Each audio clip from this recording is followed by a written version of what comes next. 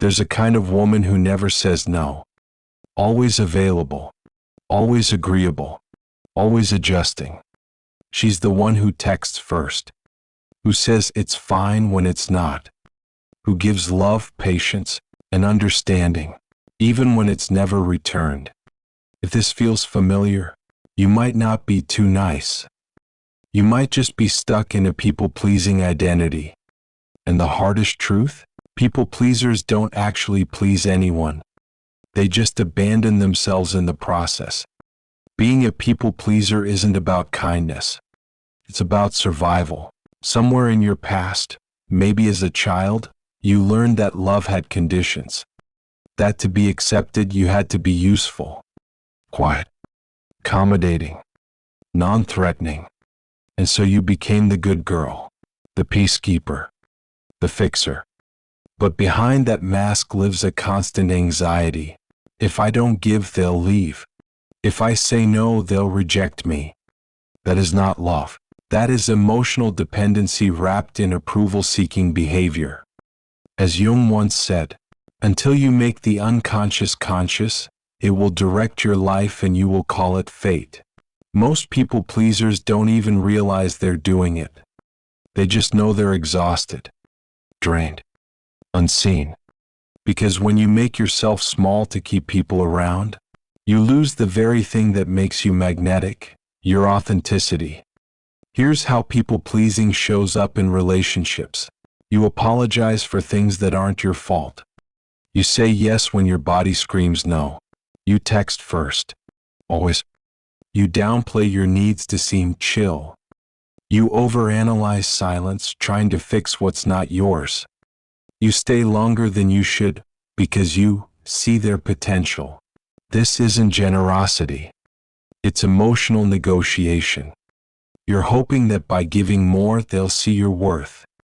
But here's the paradox. The more you overgive, the more people expect it, and the less they value it. Because what's abundant gets taken for granted. What's always available fades into background noise. So how do you break the pattern? Step 1. Recognize the cost. Ask yourself, how many times have I silenced myself to be liked? What did I lose every time I said yes when I meant no? Where in my life am I still begging for crumbs, calling it connection? Step 2. Start small with boundaries. You don't have to burn bridges, but you must build a door. Say no. Pause before replying. Don't rush to fix everything. Let someone else be uncomfortable for once. Boundaries are not walls. They are gates. And only those who respect your energy should be allowed in. Step 3. Shift your identity. You are not someone's emotional life raft. You are not their therapist. You are not their emotional mother. You are a full human being. And anyone who needs you to shrink to love you doesn't deserve the access. Maya was the go-to girl. The one who stayed on the phone for hours fixing her boyfriend's moods. Who paid for trips, covered rent, tolerated cheating, because he had a rough childhood. She thought being patient meant being valuable. But the more she gave, the more invisible she became. One night, after a panic attack, she looked in the mirror and said, "If I disappeared tomorrow, would he even notice?" That was the day she started therapy. She stopped initiating, stopped rescuing, stopped explaining herself. At first he reacted, called her cold. Then he disappeared. And for the first time in years, she felt peace. Because being alone isn't as scary as being with someone who only loves the version of you that sacrifices everything. Emotional detachment doesn't mean shutting down. It means reclaiming the energy you once gave away. It means no longer texting first out of fear. No longer saying yes out of guilt. No longer confusing pain with passion. No longer proving you're worthy through sacrifice. Carl Jung believed that the true self begins to emerge when we stop performing, when we let go of the personas we built to survive. That's individuation. And it starts the moment you stop being the caretaker of everyone else's comfort. You were not born to be a mirror for someone else's ego. You were born to be whole. Even if it means being misunderstood. Even if it means being alone for a while.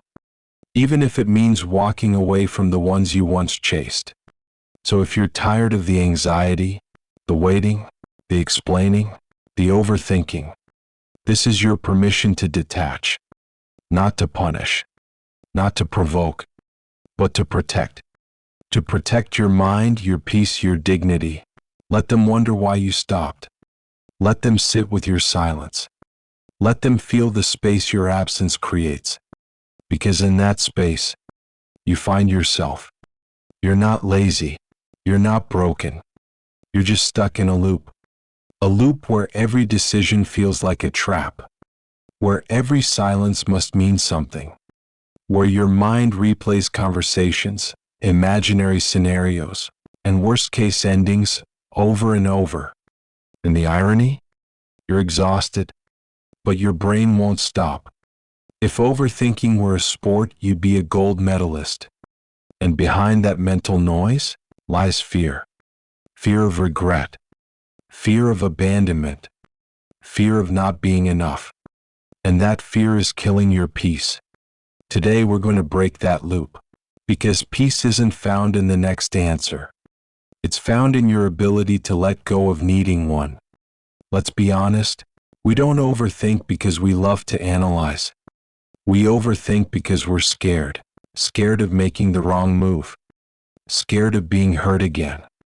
Scared of being seen as too much or not enough.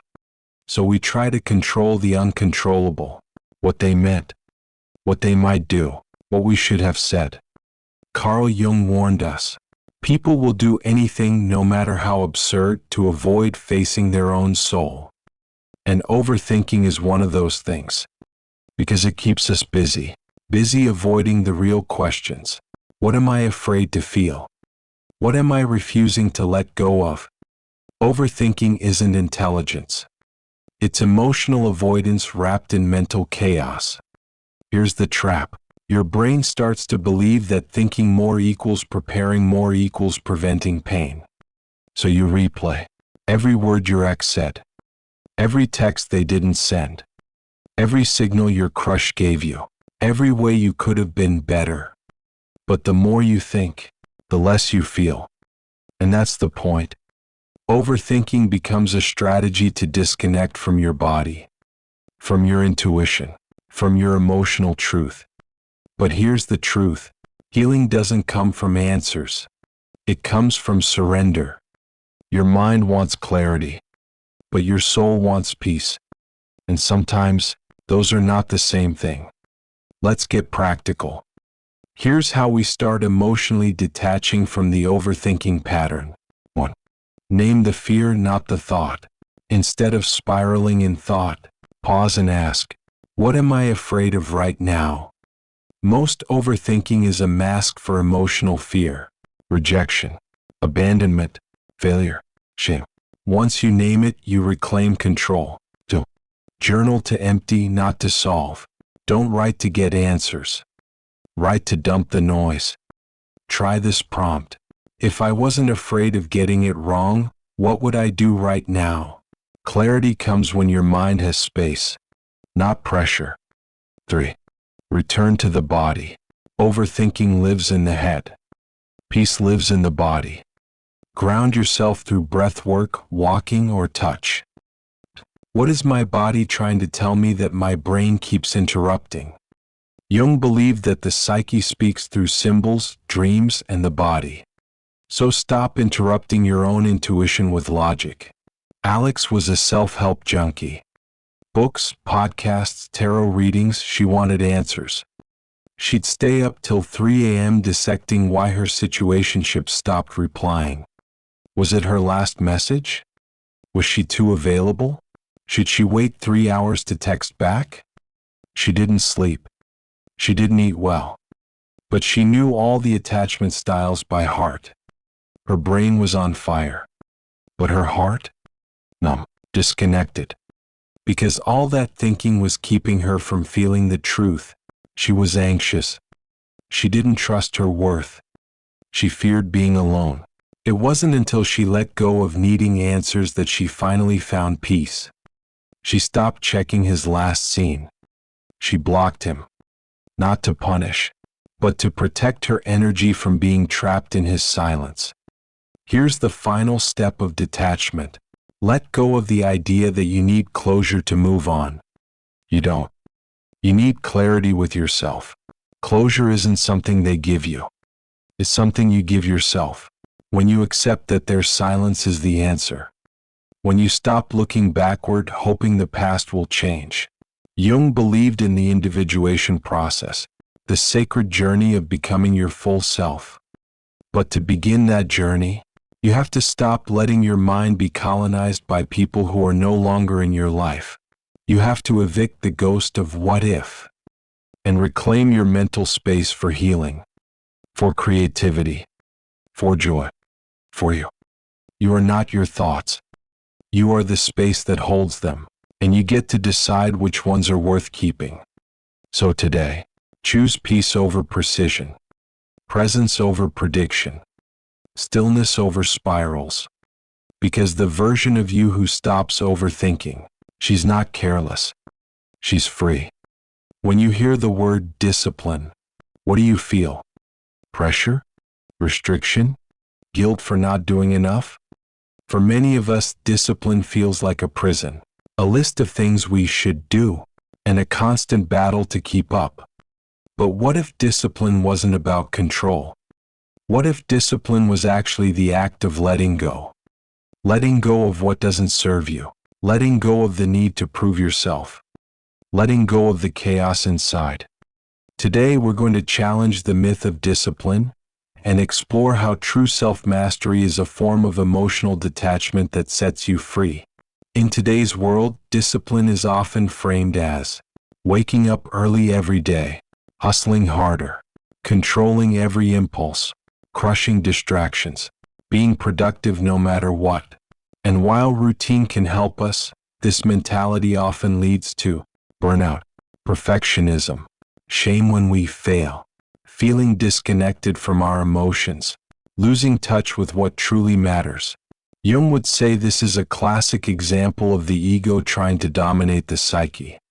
The ego demands order, control, and achievement, but the unconscious, with its wildness and depth, pushes back. The result? Inner conflict, anxiety, exhaustion. Real discipline is not about forcing yourself to act. It's about choosing what to give your energy to. It's the discipline to say, I will not react to every urge. I will not sacrifice my peace to meet external expectations. I will prioritize my inner growth over temporary distractions. Emotional detachment here means stepping back from compulsive behaviors, whether it's scrolling endlessly, obsessing over approval, or people-pleasing. It's a form of self-respect, a way of protecting your energy, a conscious act of channeling your attention to what nourishes you. Jung taught us about the shadow, the parts of ourselves we hide or reject. Often, our attempts at discipline come from trying to control or suppress the shadow, denying emotions like anger, sadness, or fear, trying to fit into roles that don't fit us, pushing down desires and impulses. But true mastery requires integration of the shadow, not repression. Detachment is not about denial, it's about observing your impulses without being ruled by them.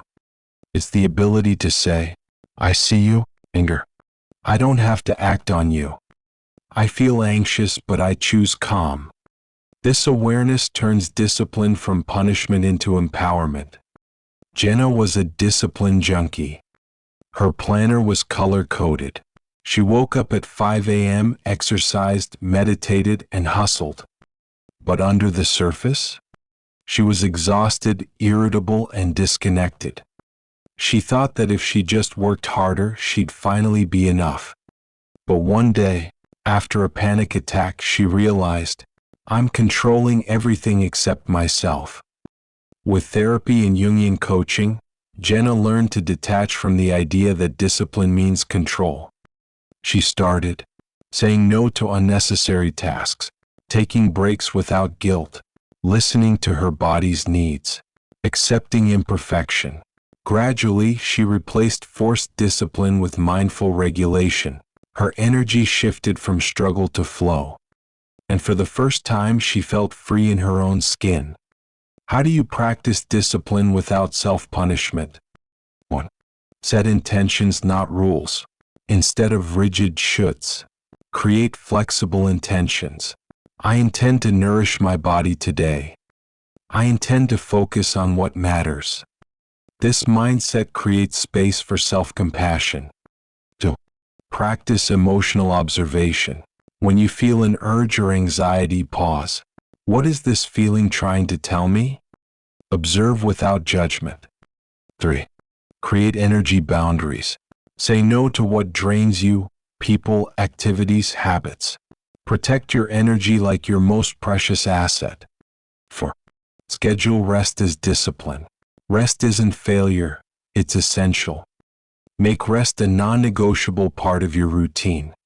True discipline is a paradox. It's about control and surrender. It's about structure and flow. It's about detaching from the need to control everything, so you can fully control yourself. The woman who masters this discipline no longer lives in anxiety. She moves through life with clarity, calm, and purpose. Have you ever felt drained after spending time with certain people? Like your energy was sucked dry? Or felt guilty for saying no, even when you desperately wanted to?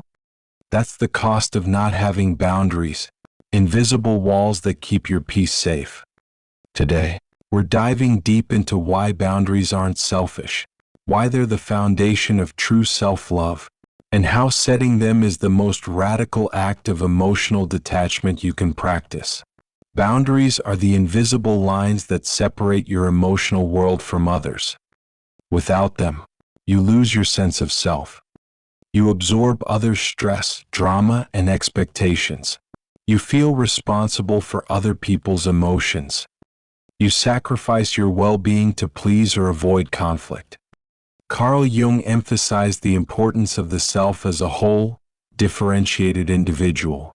Without clear boundaries, you risk being swallowed by collective expectations and unhealthy attachments.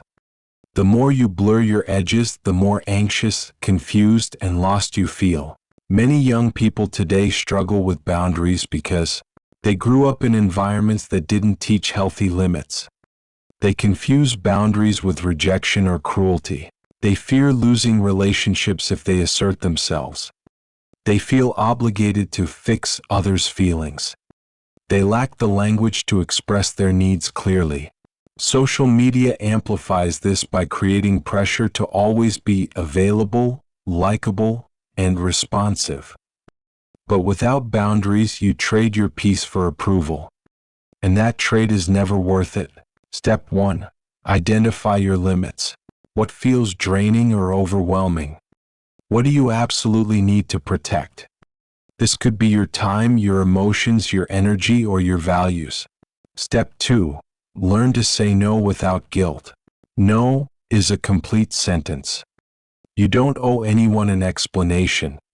Practice saying no kindly but firmly. Step 3. Communicate clearly and calmly. Use I statements to express your needs. I feel overwhelmed when. I need some time to recharge. Avoid blaming or accusing. Step 4. Enforce consequences. If someone repeatedly crosses your boundaries, be prepared to distance yourself. Boundaries are only effective if you honor them. Step 5. Self-care as boundary reinforcement. Prioritize activities that restore your energy. Rest is your protest against emotional depletion. Sam was a classic people pleaser, always saying yes even when it hurt her. She thought that if she refused, she'd lose friends or be judged. But after months of exhaustion and resentment, she realized, I'm invisible in my own life. With guidance, Sam started setting small boundaries, saying no to last-minute plans, limiting work calls after hours, asking friends to respect her alone time. At first, she felt guilty. Friends tested her limits. But over time, Sam felt stronger. She discovered that real connections honor boundaries. Boundaries are not walls to keep others out. They are gates that protect your inner world. When you detach emotionally by setting clear limits, you gain control over your energy, reduce anxiety from codependency, create space for authentic relationships, align your life with your values. Jung described individuation as becoming your true self, and that requires distinguishing your needs and feelings from the collective noise. Setting boundaries is a courageous step towards that wholeness. Imagine waking up one day and realizing you don't need approval to feel worthy. You don't need to chase anyone's attention. You don't need to wear a mask to belong. This is the power of detachment, not as rejection, but as liberation. Today we'll explore how detachment leads you to discover your true self, and why this is the ultimate goal of self-growth and emotional freedom.